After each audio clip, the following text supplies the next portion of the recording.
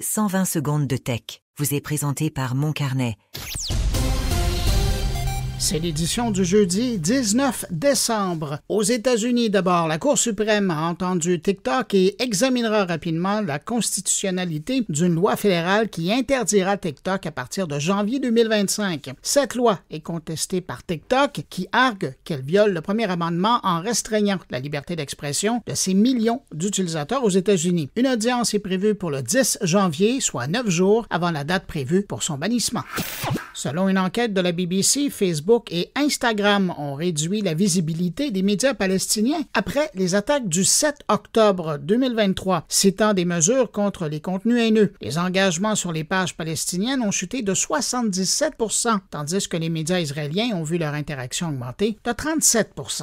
Microsoft aurait acheté 485 puces Hopper de Nvidia en 2024, soit 2 fois plus que ses plus grands concurrents comme Meta, Amazon ou Google, selon le Financial Times. Cet investissement massif dans l'infrastructure d'IA, soutenu par son partenariat avec OpenAI, donne à Microsoft un avantage certain dans la course au système d'IA de nouvelle génération. En 2024, c'est Huawei qui domine le marché mondial des montres connectées avec 23,6 millions d'unités vendues, représentant 17% de part de marché selon IDC. Apple, traditionnellement le premier du palmarès, suit avec 22,5 millions de ventes, soit 16% du marché, enregistrant une baisse de 13%. Et puis c'est Xiaomi qu'on retrouve au troisième rang avec 20 millions d'appareils vendus devant Samsung.